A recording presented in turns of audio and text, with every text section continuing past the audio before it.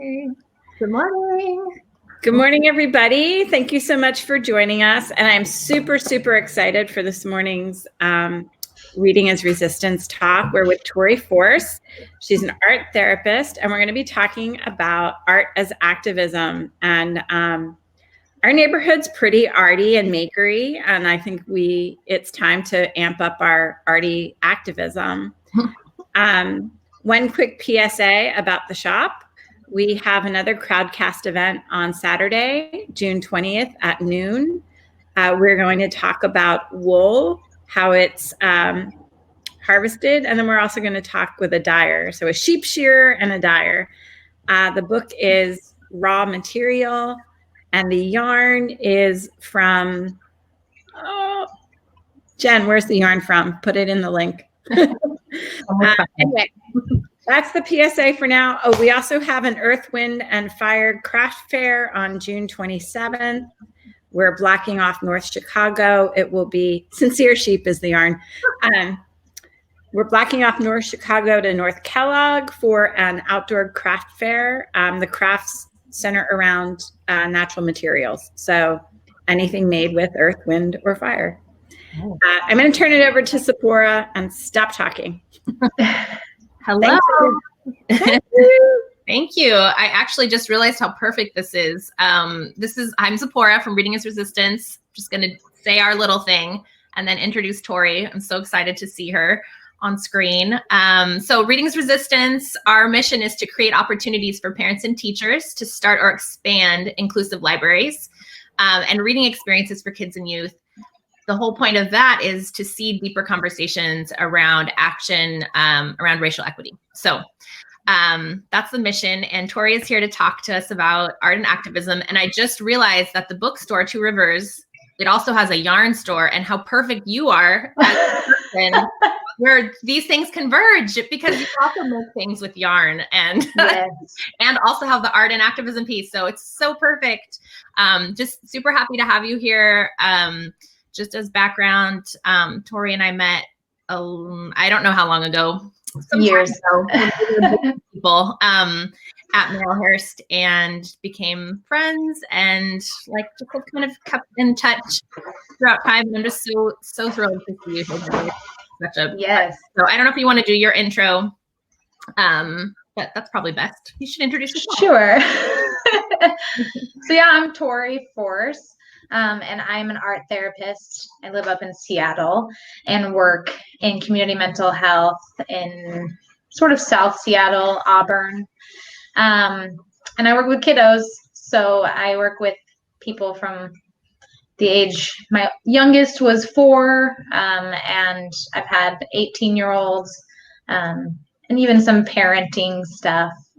So yeah, and I have always been a creator, artistic expresser, like you said, knitting and crocheting, but also painting and block printing, and just anything I can do to sort of do art and send it into the world. So that is me. Yeah, when Quincy was little, Tori crocheted a Shrek hat for him for Halloween. Yes. Super cute. So we've connected in that way too. Yeah, I appreciate seeing all of your art and all of the information you put out into the world. I think that's one of the things that also helps me connect and our family connect. So it really resonates a lot. We're here to talk about art and activism. And I do have some books to showcase later on, but I think a lot of people are wondering, like, in 2 ways. How can we use art with our kiddos to like help the self? Because I know that in my household, there is a lot of anxiety right now,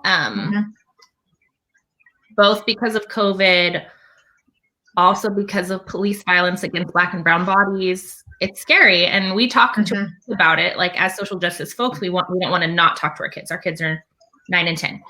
And I think people should be having these conversations. And at the same time, I'm like, are we feeding them enough to also like find peace and reflection? So there's that piece of it. So I don't know if you can say something on that first, and then maybe we can talk about art that also goes outward. Yeah. So when I was thinking about coming here, I thought about art and how, like you said, there's an internal piece to art and helping ourselves. And there's also the external. How do we put it out there? How do we show others through our art? So the internal part, I think the first thing that I always tell people to do is to just start drawing, start painting, whatever it is, and not focus on what you're trying to create, but just make something, whatever that looks like. And then through that, you might find some, I don't know, insight or relaxation, or things like that. And even just simple as coloring pages, right? Like the motion of coloring and focusing on a coloring page, like releases endorphins and makes you feel calm, and it switches your gears, right? Like there's a distraction part to making art. And I actually, just the other day, I follow a drawer, cartoonist type person, and she released a Black Lives Matter digital coloring book with different Black activists and prominent figures. And she's donating all the money to Black or NAACP, the Loveland Project, and one other organization.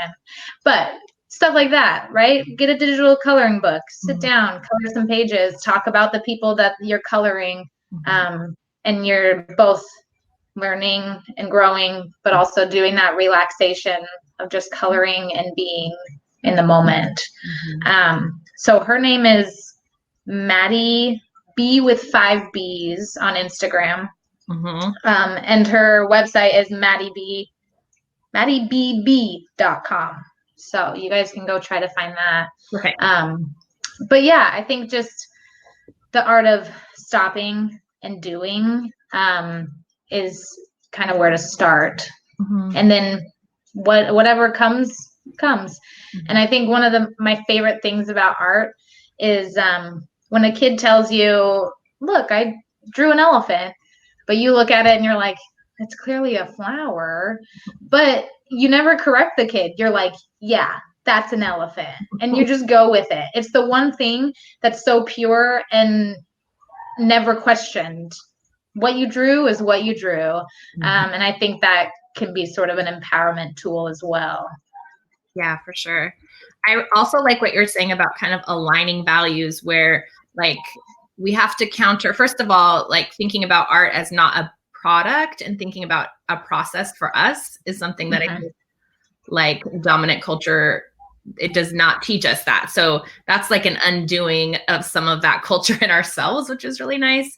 And then also like thinking about where we, like when we are purchasing or supporting, how we can support Black artists, Indigenous artists, like where our money goes to. It's like that's part of that undoing of the way that capitalism should work. Kind of like showing our kids on so many different levels, sort of how to undo some of the harm and to like self-care and community care.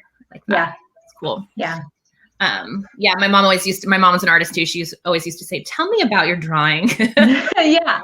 Because once they tell you, then you're like, that's what it is. We're on board. I never guess what it is. It's terrible. Yeah. Yeah, we'll find that coloring book link.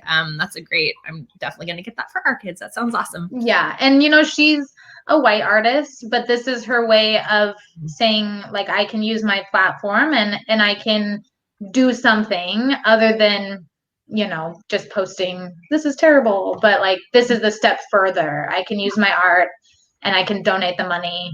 So, I respect people like that recognize like I have to do something and this is what it is. Yeah. I mean, allyship and comradeship and community is what we all have to find. And that's a good example of that. So that's awesome.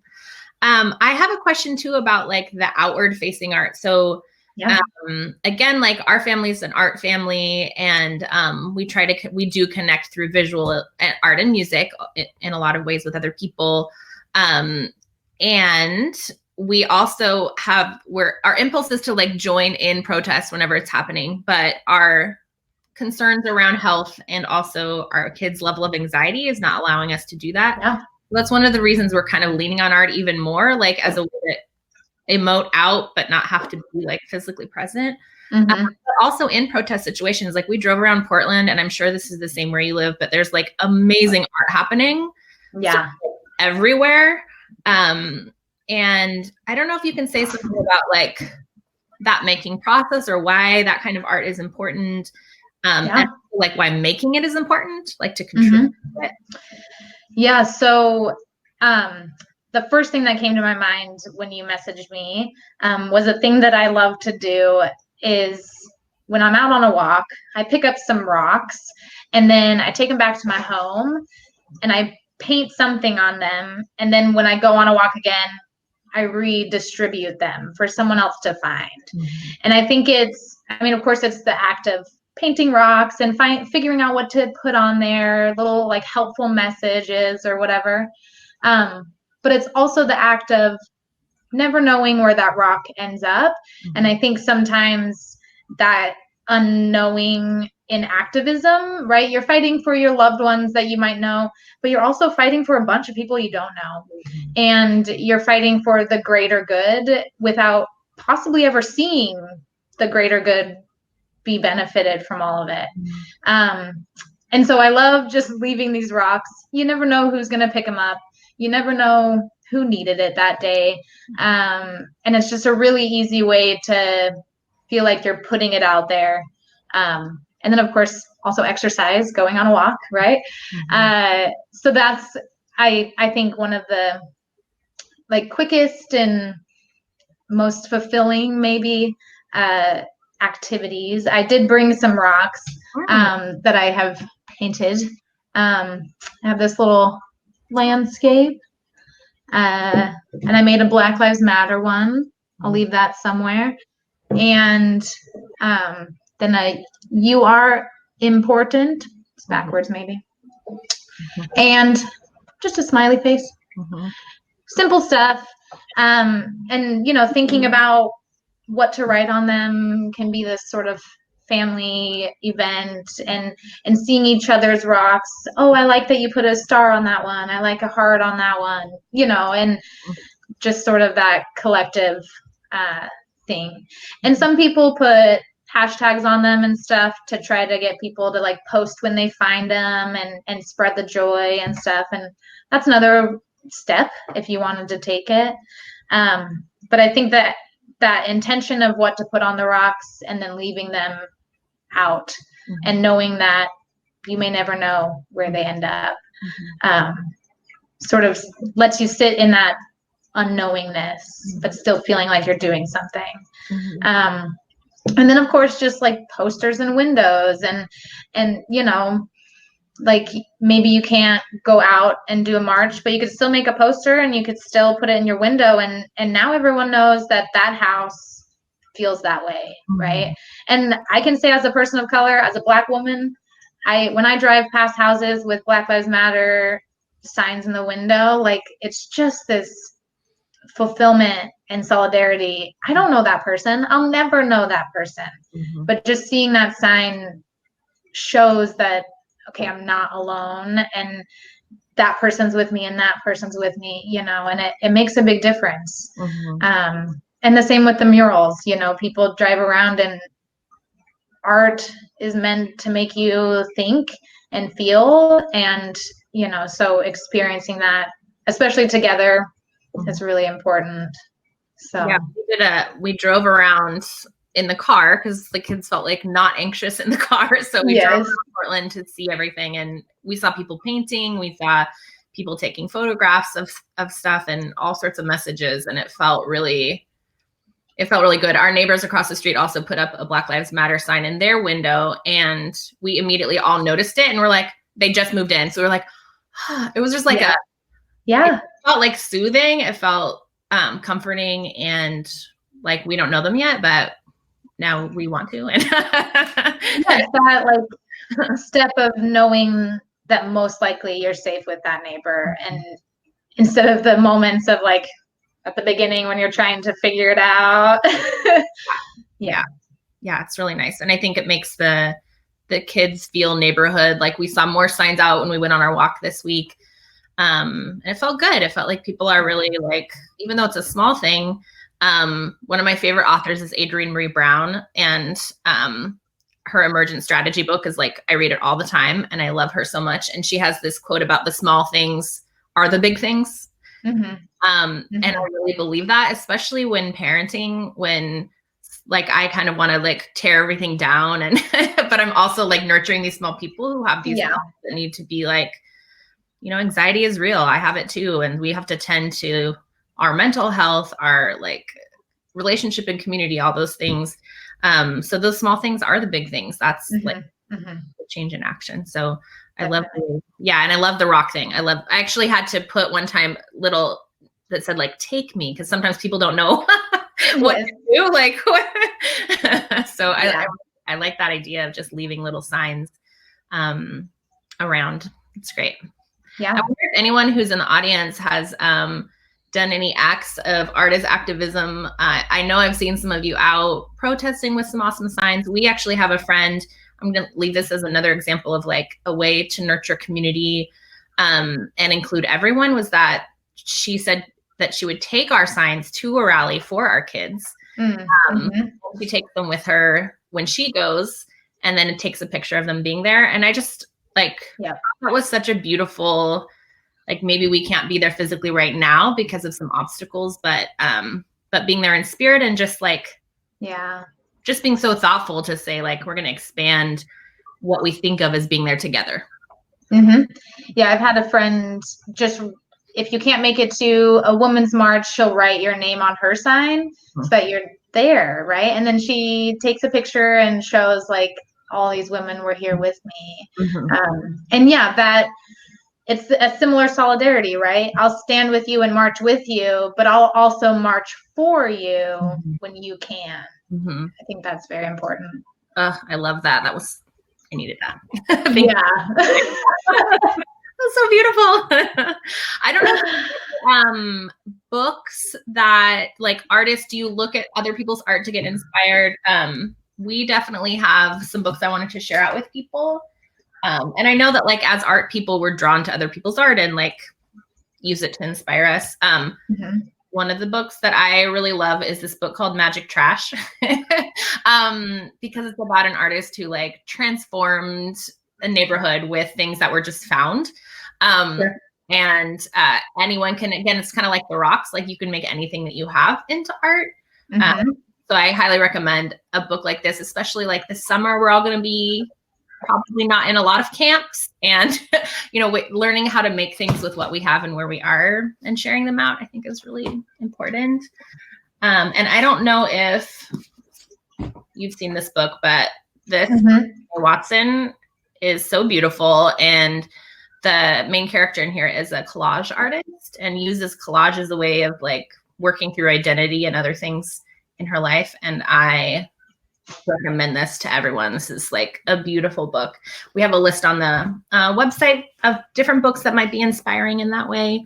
I don't know if there are any artists that like come to mind for you of people to look up. We've been looking at a lot of like Black Panther movement protest art, which is really awesome.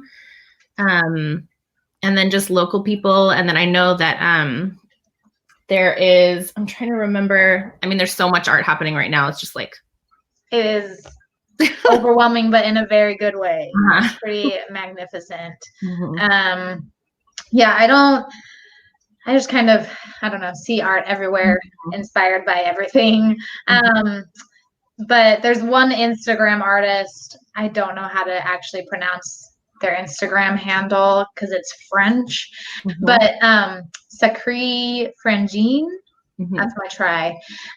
But they make these sort of profile images. It's people, but they don't have eyes or facial expressions or anything. They're just the shape of their face and the color of their skin, and they're just really beautiful.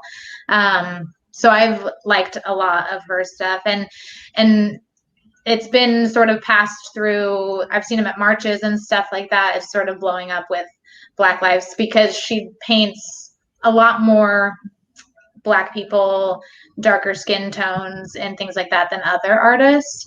So she's sort of blown up. I guess it's an artist duo, but yeah, I just sort of find things and feel inspired by nature or whatever. One book for children that I really like is called A Little Radical, The ABCs of Activism. And it's by Danica and Jason Russell.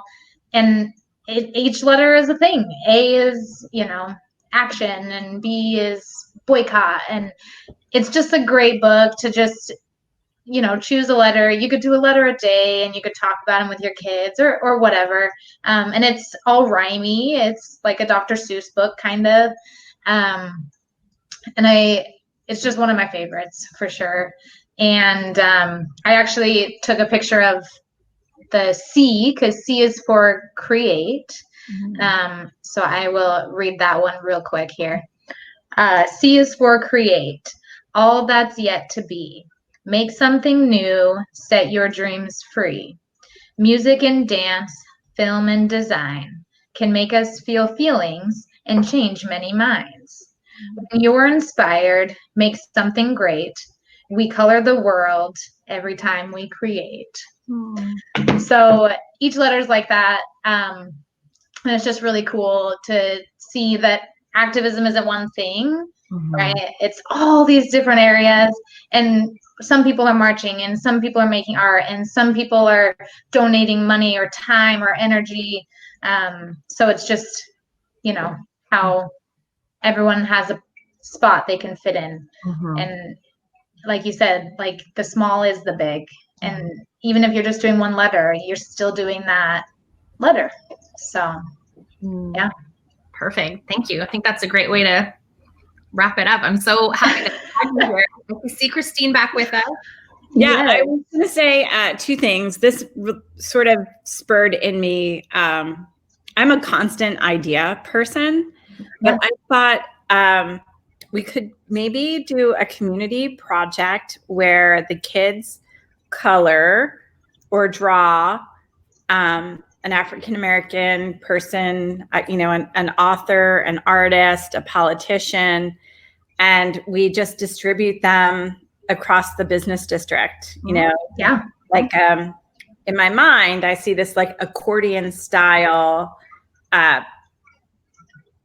display in the bottom of the windows, I don't know.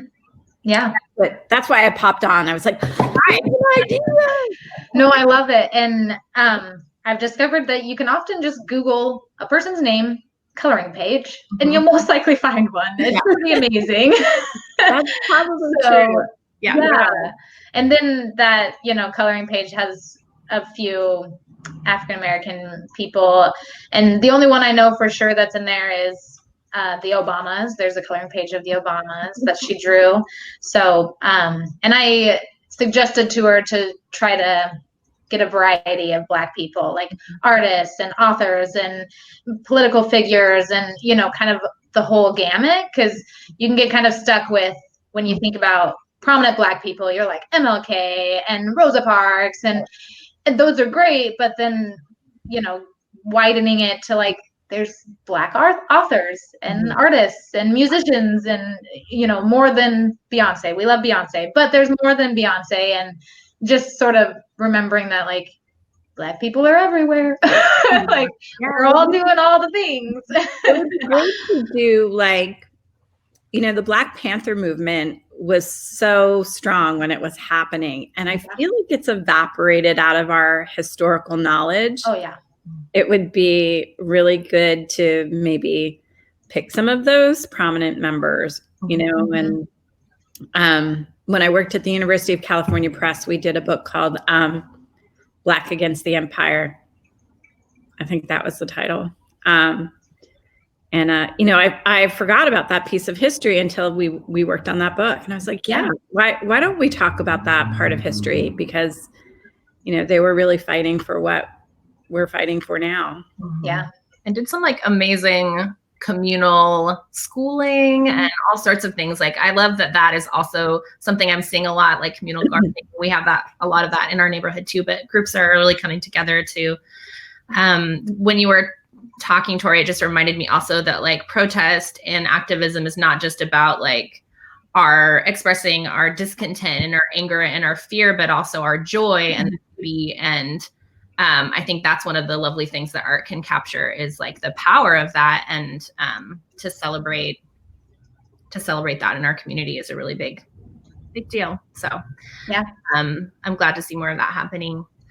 Do we have any questions from the chat area? No. Sam, I yell it. What's going on? No. Okay. Everyone, really. There's a link. Zipporah, I don't see a link for Reading as Resistance in the chat. You might want to put one in there. And then there's a link for the books. And Tori put a link in there for Maddie B. Go.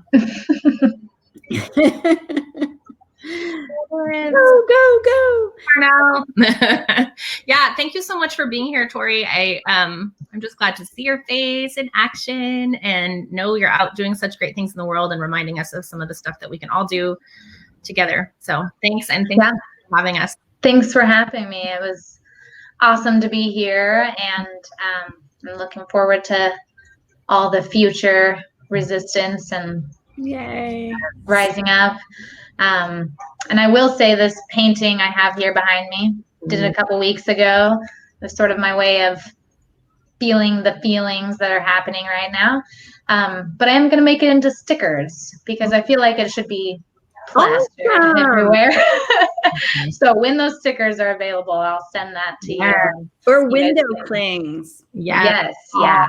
I feel like it's colorful but powerful, and it's kind of important to maybe be everywhere. Yeah, definitely. We'll help you in that effort. Podcast records this for us so we can share it out again if there are people who are interested or want to go back to hear what we talked about. Yeah. Awesome. So I love this venue.